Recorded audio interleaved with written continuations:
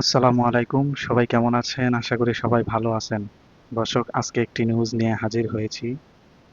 দর্শক, কুয়েতের এয়ারপোর্টের অবস্থা কিন্তু খুবই করুণ। আপনারা ইতিমধ্যে হয়তোবা বিভিন্ন চ্যানেলে দেখেছেন। তো একেবারে এরকমই, মানে এমন পরিমাণে ইরান হামলা চালিয়েছে, একেবারে এয়ারপোর্টটা ধ্বংস হয়েছে বললেই সারে। মানে পরিপূর্ণ ধ্বংস হয়ে গেছে বললেই সারে। এত পরিমাণে ক্ষতিগ্রস্ত হইছে। আমেরিকার দালালগিরি করে এবার একেবারে কঠিন এক শিক্ষা খাইছে কুয়েত। তো চলুন বিস্তারিত নিউজটি দেখে নেওয়া যাক। আসসালামু আলাইকুম। ইরানের কেশব দ্বীপে হামলার প্রতিশোধ হিসেবে ইরান কুয়েতে যে ভয়াবহ হামলা করেছিল, সেই হামলার ক্ষয়ক্ষতির পরিমাণ দেখে টনক নড়েছে কুয়েত সরকারের। চক্ষু চরকগাছ হয়ে গিয়েছে মার্কিন যুক্তরাষ্ট্রেরও। ইরান যে লোক দেখানো হামলা চালায় না, সেটা আবারও প্রমাণ হয়েছে। ইরানের হামলায় কুয়েতে অন্তত একজন নিহত হয়েছে, 7 জন আহত হয়েছে। তার চেয়েও বড় কথা, কুয়েতের গর্ব কুয়েত ইন্টারন্যাশনাল এয়ারপোর্ট তছনছ হয়ে গিয়েছে। শুধু তছনছ মুখের কথা নয়, ক্লিকবেইট সাংবাদিকতা নয়, কুয়েত এয়ারপোর্টের অবর্ণনীয় দুর্দশার দৃশ্য যদি দেখেন, তাহলে বলবেন আসলেই কুয়েত এয়ারপোর্ট কি অবস্থায় পড়েছে। চলুন দেখে আসি।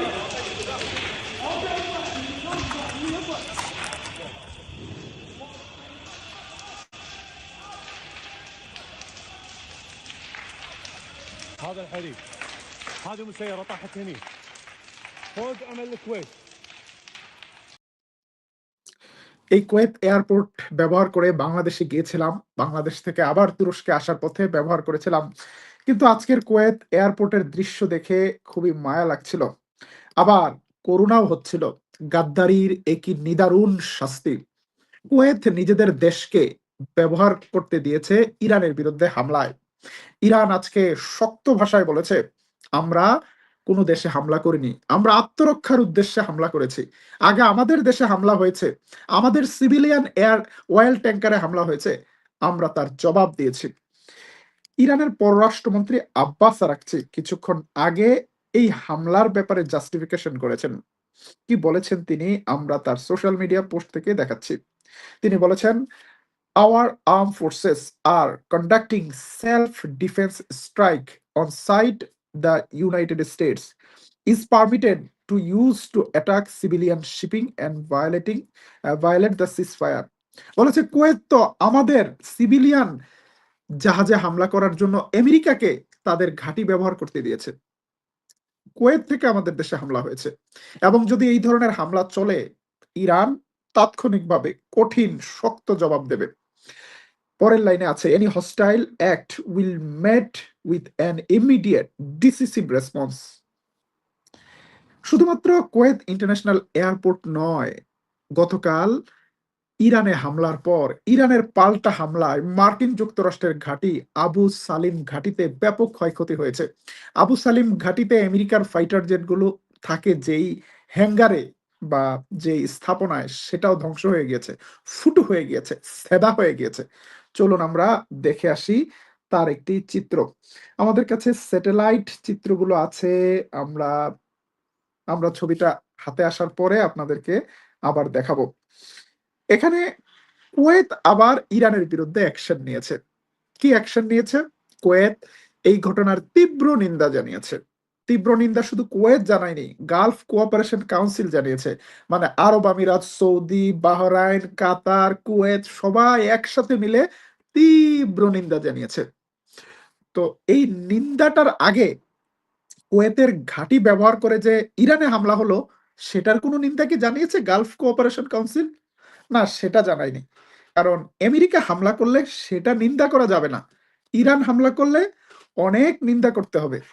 This is the hypocrisy of Arab kings and আমিরস।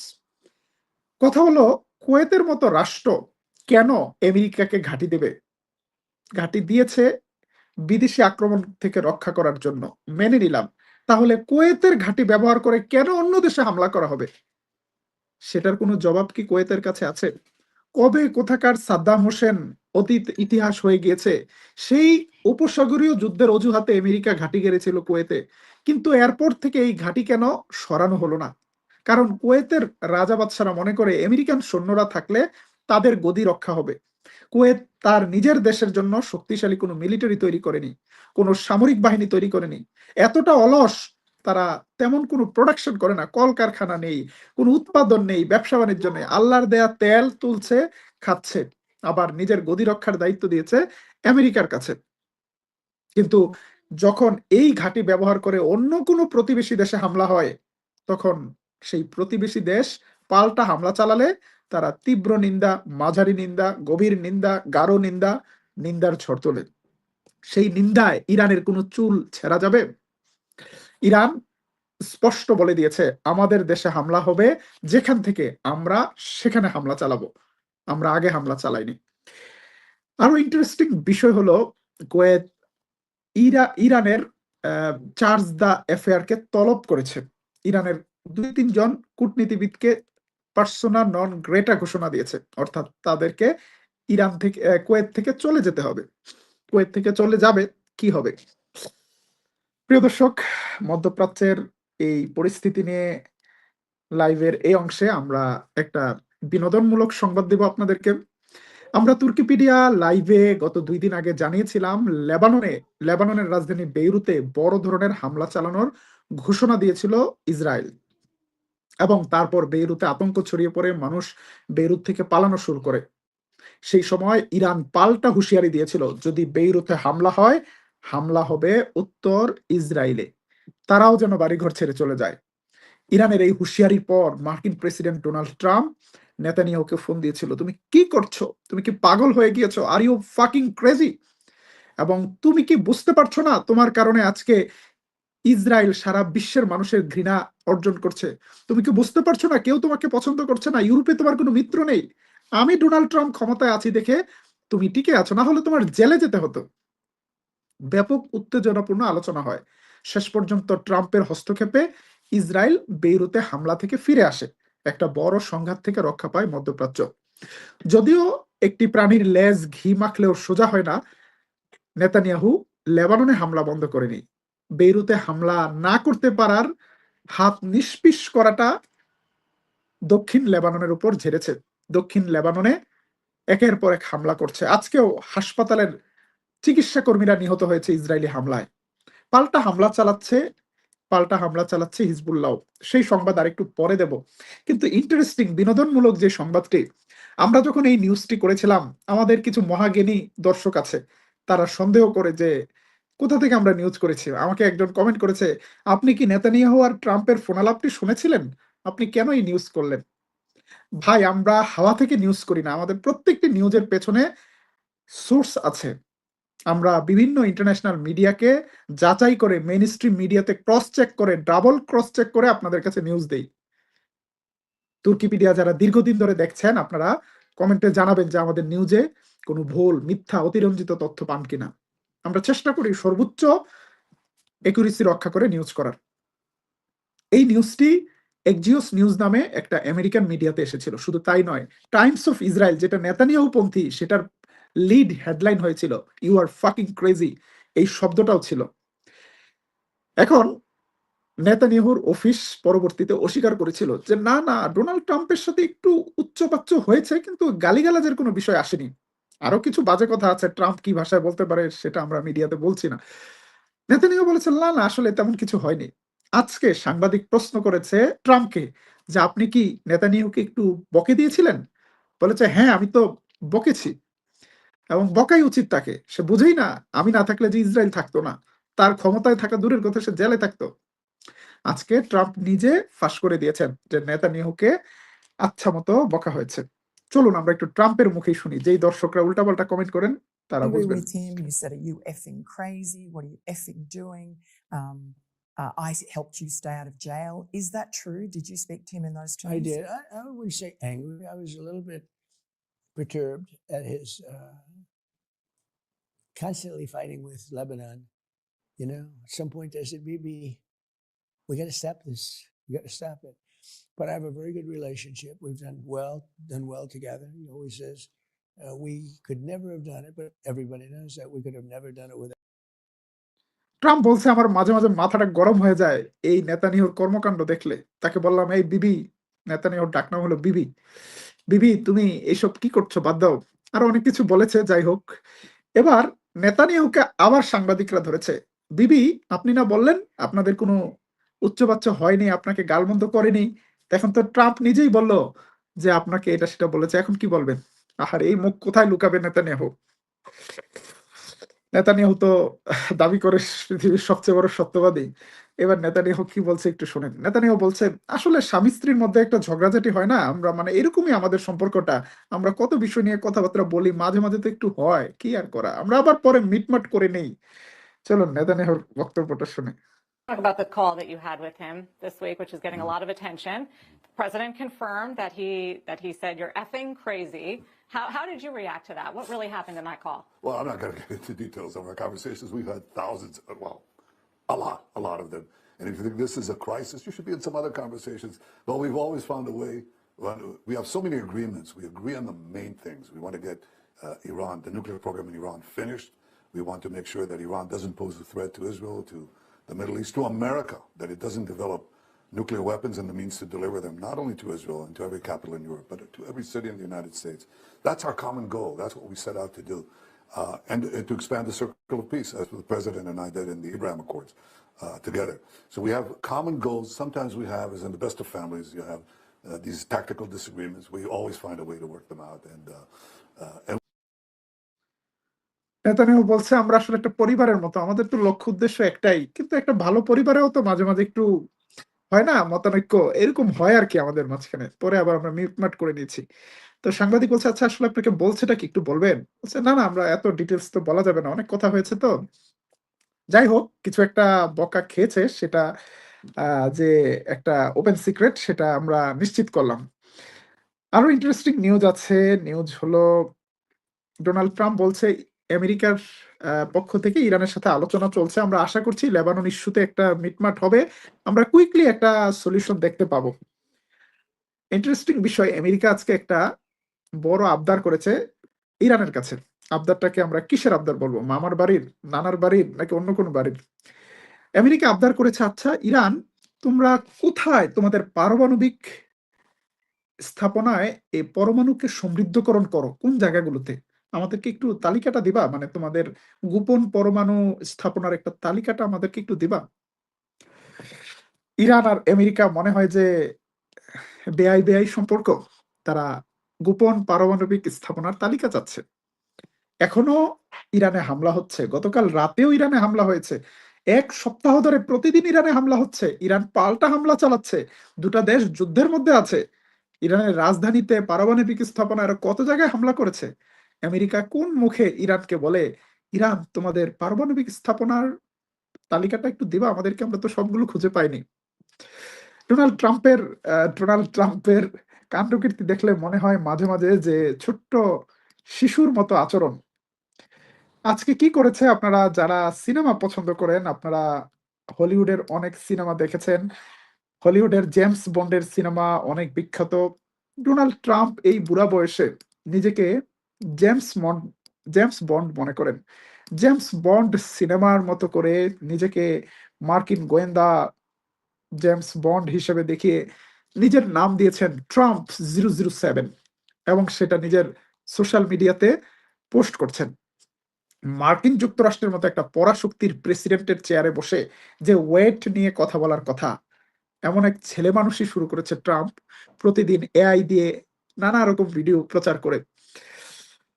যাই হোক, মানুষ একজন টিকটকার প্রেসিডেন্ট পেয়েছে মার্কিন যুক্তরাষ্ট্র। আমেরিকার প্রেসিডেন্ট কি করলো না করলো তাতে কিছু যায় আসে না, কিন্তু ট্রাম্পের কর্মকাণ্ডে আমেরিকার জনগণের জীবন নাবিশ্বাস উঠেছে। প্রতিদিন আমেরিকা থেকে তুর্কিপিডিয়ার বিভিন্ন দর্শকরা আমাকে ফোন করে যে আমাদের তেলের গ্যালনের দাম বাড়ছে, প্রতি গ্যালনে আমরা অতিরিক্ত টাকা দিচ্ছি, কেন আমরা এই টাকা দেব? আমাদের পকেটের টাকা চলে যাচ্ছে, আমাদের কষ্টের আয় করা টাকা চলে যাচ্ছে তেলের পেছনে। আমেরিকার এই অপ্রত্যাশিত, আমেরিকার জন্য অপ্রয়োজনীয় এই যুদ্ধ বাদিয়ে ডোনাল্ড ট্রাম্প মার্কিন নাগরিকদের পকেট খালি করছেন, মার্কিন অর্থনীতির 12টা বাজাচ্ছে। তবে নিজের অর্থনীতি ভালোই চলছে, কখনো তেলের শেয়ার কিনে, কখনো গোল্ডের শেয়ার কিনে, কখনো ক্রিপ্টোকারেন্সি কিনে।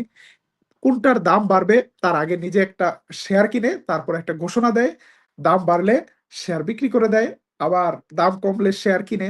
শেয়ার বাজার ভালোই বোঝে ডোনাল্ড ট্রাম্প। প্রিয় দর্শক, যেটি বলছিলাম আজকের লাইভ শেষ করব লেবানন ফ্রন্টে কিছু সংবাদ দিয়ে।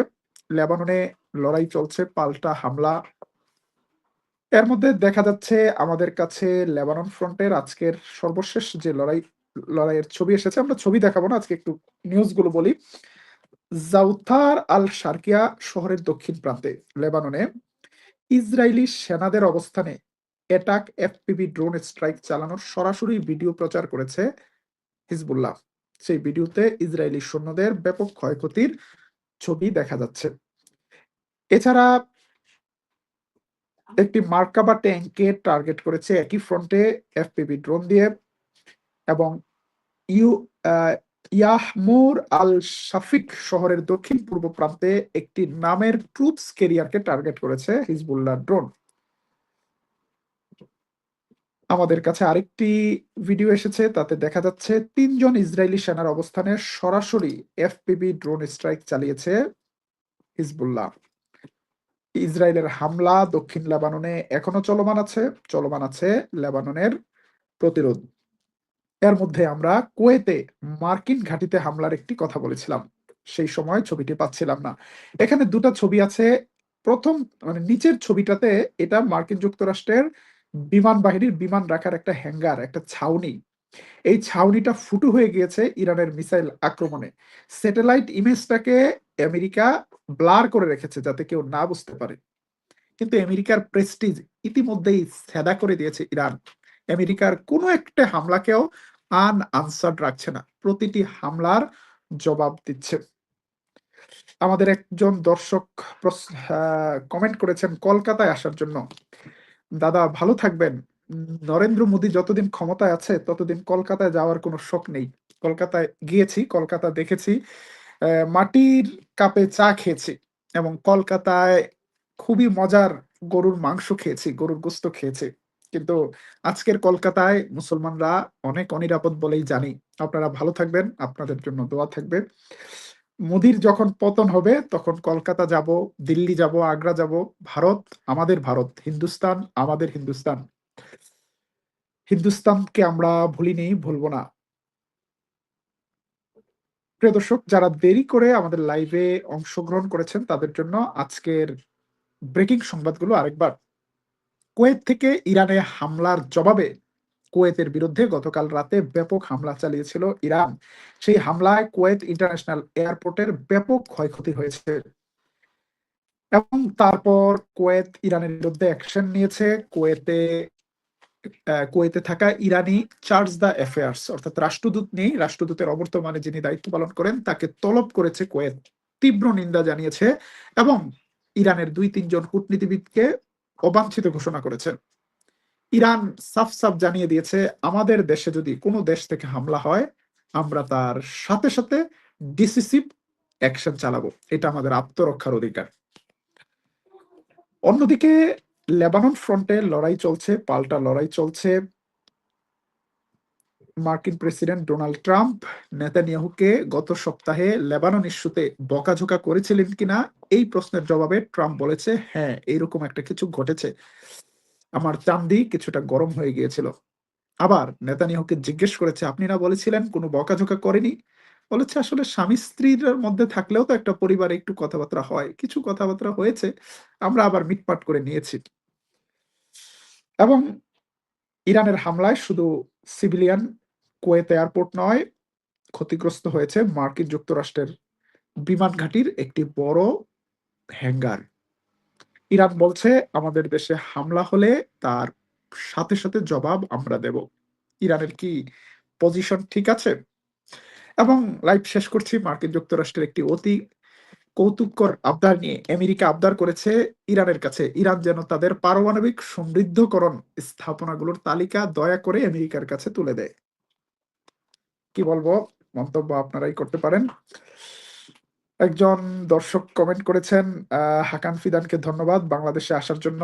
আগামীকাল বৃহস্পতিবার বাংলাদেশে আসছেন তুরস্কের পররাষ্ট্রমন্ত্রী হাকান ফিদান। আমরা এটি নিয়ে একটি আলাদা লাইভ করেছি। ৩ দিন হাকান ফিদান বাংলাদেশে থাকবেন। বাংলাদেশের সাথে একটি শক্তিশালী সামরিক সম্পর্ক, প্রতিরক্ষা চুক্তি করার প্রত্যাশা নিয়ে আসছেন। বাংলাদেশ সরকার যদি ইন্টারেস্টেড থাকে, তুরস্ক বাংলাদেশে ডিফেন্স ইন্ডাস্ট্রিকে হেল্প করার জন্য জয়েন্টলি অনেক কিছু করতে পারে।